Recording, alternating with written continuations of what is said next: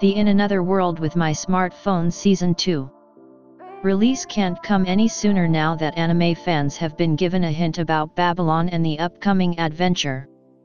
The In Another World with My Smartphone anime may have started off a bit slow plot-wise, but the light novel source material has set a course that should pick up the story's pace in the second season.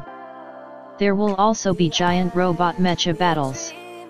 Simply nicknamed as In Another World with My Smartphone by author Patora Fuyuhara, the story started back in 2013 as a web novel on the Shoist Suka ni Naro website.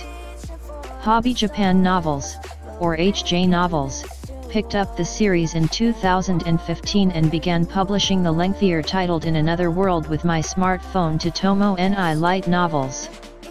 Volume 10 was scheduled to be released in Japan on September 22, 2017. The English translation by J Novel Club started in February of 2017, with Volume 5 scheduled to be released in the United States on October 27, 2017. The In Another World with My Smartphone to Tomo ni manga adaptation began serializing in Kadokawa's monthly Kombasi magazine in November of 2016. The manga is illustrated by Soto and it's written by the original author. As of this video, the manga is only up to Volume 2.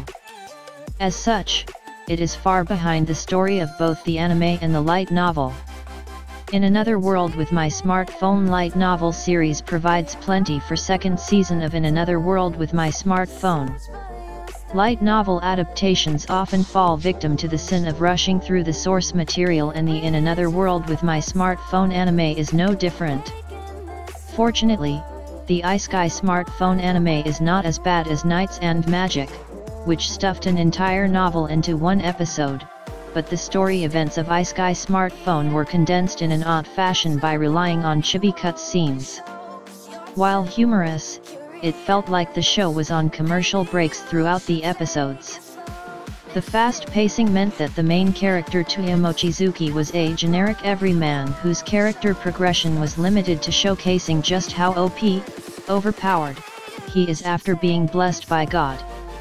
Critics hated how the isekai genre's wish fulfillment was taken to the extreme, but fans of the anime found it hilarious how Touya travels around nonchalantly while possessing powers that rival this world's kings.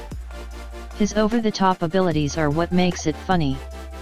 The female characters were slightly better in regards to character development, but largely they come off as one-dimensional since there's a rush to fill the harem before the end of IsekaiSmartphone Episode 12. Hopefully, IsekaiSmartphone Season 2 will slow down and build the plot and characters so the anime is more than a guilty pleasure. The first 12 episodes covered the events up to Volume 3 of the In Another World with My Smartphone light novels. Considering that the light novels are already up to Volume 10, that means there is more than enough source material for even IsekaiSmartphone Season 3. It's also possible that anime studio Production Read could make the second season 2 cours, or 25 episodes. In Another World with My Smartphone Season 2 release date. As of this publishing, anime production company Production Read has not announced anything official about the IsekaiSmartphone Season 2 release date, although I will upload another video as soon as the anime sequel's premiere is confirmed. However, there can be reasonable speculation about when, or if, the IsekaiSmartphone Season 2 air date may occur. IsekaiSmartphone Episode 12 certainly gave off the vibe that Production Read intends on continuing the story. The after-credits scene had Touya meeting a major new character and other characters hinted at what's to come. It's possible they were simply teasing the light novel series, but let's hope the Blu-ray sales and streaming video rights justify the second season. IsekaiSmartphone Season 2 spoilers.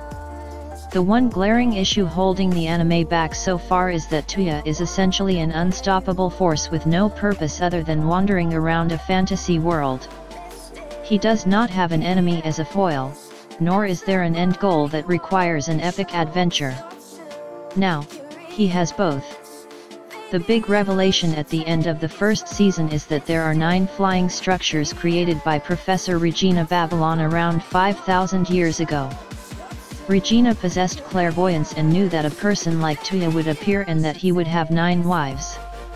That's the reason why she created 9 gynoids, female humanoid robots, like Francesca, to manage the flying islands. Each of the gynoids possesses a different aspect of the professor's personality. Francesca represents perverse thinking while others have traits like curiosity and laziness. After finding the teleportation circles in Perutenoian ruins, Touya must undergo a compatibility test with each of them before they'll yield the rights to Babylon. It should not be surprising that the tests vary, but it's always something lewd. There is also an enemy called the Phrase. The interdimensional boundary between worlds begins to strain, and Professor Babylon has created weapons to combat the Phrase. These weapons are called frame gears, meaning that knights and magic will suddenly have competition in the Isekai/mecha category. Besides wives, giant robots, and robot girls, Touya will collect even more divine beasts. The anime has already introduced the White Emperor Tiger and the 2 water creatures composing the Black Emperor. The third divine beast to be summoned is the Flame Emperor, a bird-like beast named Kachyaku that's needed to find Babylonian ruins. The last beast is the Blue Emperor Dragon named Rulai, and she has dominion over magical beasts. The Burning Kingdom of Sandora is first introduced in Volume 4 of the light novel series. They have adventures as they seek the second Babylon. A mysterious new character named End appears and, like Touya, he possesses powers beyond anyone else. The Phrase also begins to show its hand. Worse, there is trouble in the heart of the Regulus Empire, and it's possible the government may fall to a military coup. This story serves as a good excuse for introducing a new member of the harem, Lucia Aurea Regulus, the very competitive third princess of Regulus. Touya ends up getting his own little nation after he's crowned the Grand Duke of Brunhild. That's a good reason to throw a party with all the royals in the area, but owning a duchy comes packaged with responsibilities. The Pope and Vatican start watching Touya closely, and when they realize he's calling God an old man, they want to have his head for blasphemy. What adventure is complete without filling in the ranks of the harem? A demon girl named Sakura has memory loss, never mind the horns on her head. The final harem member is Hildegard Minas Rescha, first Night Princess of Rescha Night Kingdom, and pilot of the frame gear called Sigrun. She may be blonde, but she's nothing like Darkness of Konosuba. It's not much of a spoiler considering the ending of the first season, but in chapters 447 through 449 Touya marries Hilda, Els, Linz, Yae, Sushi, Yumina, Lean, Lucia, and Sakura. All 9 wives and gynoids are all living together as one giant, polygamous family in the dukedom of Brunhild. If IsekaiSmartphone Season 2 continues at the same pacing, then the ending should match up with either Volume 6 or 7 of the light novel series. Unfortunately, audiences will have to wait until the In Another World with My Smartphone Season 2 release date to watch Touya and his harem take on the Phrase with their giant mechas. Maybe you should take it slow.